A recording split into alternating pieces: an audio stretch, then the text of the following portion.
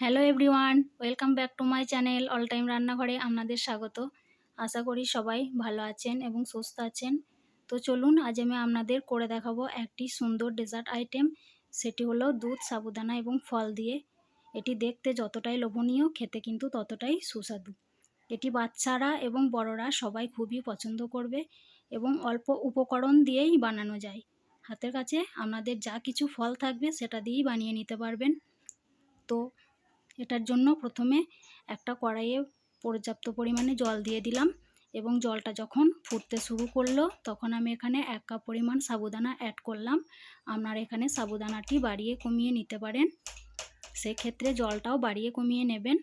জলটা একটু বেশি পরিমাণেই দেবেন যাতে সাবুদানার মধ্যে যে আঁটালো ভাবটা থাকে সেটা যেন অনেকটা ছেড়ে যায়। এরপর সাবুদানাগুলো ফুটতে শুরু করেছে।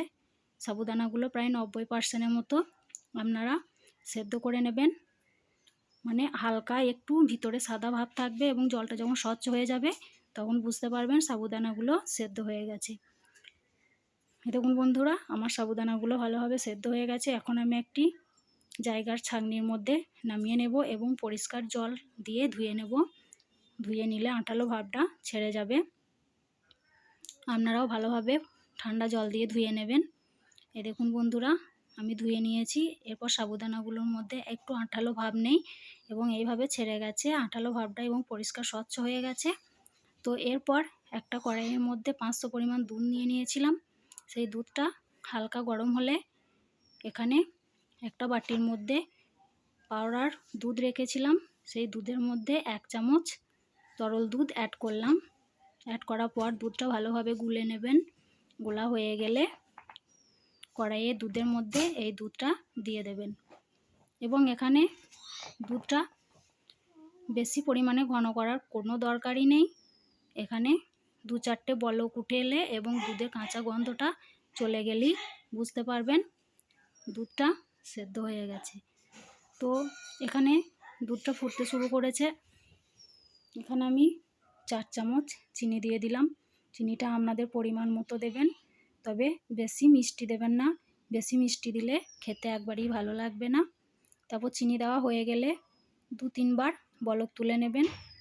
বলক তোলা হয়ে গেলে দেখবেন দুধটা একটু সামান্য ঘন হয়ে এসেছে। সেই সময় সেই সেদ্ধ করে রাখা সাবুদানাগুলো অ্যাড করবেন। তো আমি এখানে যে সাবুদানাটা সেদ্ধ করে রেখেছিলাম সেটা এবার অ্যাড করে দিলাম। অ্যাড করা হয়ে গেলে ভালোভাবে নাড়িয়ে নেবেন হাতা দিয়ে দিয়ে, তলাতে যাতে না ধরে যায় সেইভাবে নাড়াবেন আস্তে আস্তে এবং নাড়াতে নাড়াতে দেখবেন সাবুদানাটা যে 10% সেদ্ধ হওয়া বাকি ছিল সেটাও সেদ্ধ হয়ে গেছে এবং একটু ঘন হয়ে গেছে। তখন বুঝতে পারবেন যে আমার এবার ডেজার্ট আইটেমটি করার জন্য উপযুক্ত দুধটা।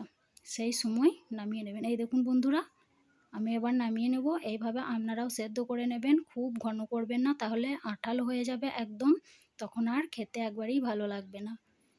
তো নামিয়ে নেওয়ার পর 1 ঘন্টার মতো ফ্রিজে রেখেছিলাম। তারপর দেখাচ্ছি, এই দেখুন বন্ধুরা আমার দুধটা কত ঘন হয়ে গেছে।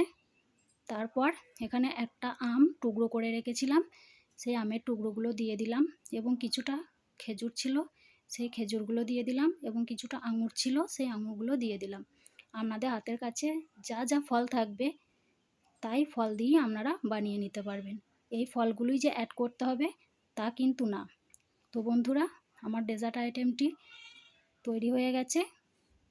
এবার আমি 2টো গ্লাসের মধ্যে সার্ভ করে নেব এবং সার্ভ করা হয়ে গেলে ওপর থেকে কাজু বাদাম গ্রেট করে রেখেছিলাম সেগুলো দিয়ে দেব। আপনারা এখানে পেস্তা কাজু যা পাবেন তাই দিতে পারবেন। এই দেখুন বন্ধুরা, আমার পরিবেশন করা হয়ে গেছে। কেমন লাগছে দেখুন বন্ধুরা, দেখতে লোভনীয় লাগছে না? তো বন্ধুরা, আপনারা ট্রাই করবেন, কমেন্ট বক্সে জানাবেন, সাবস্ক্রাইব করে পাশে থাকবেন। তো আজ এই পর্যন্ত। ততক্ষণ আপনারা ভালো থাকবেন, সুস্থ থাকবেন এবং আমাকে অনেক অনেক শেয়ার করবেন। ধন্যবাদ।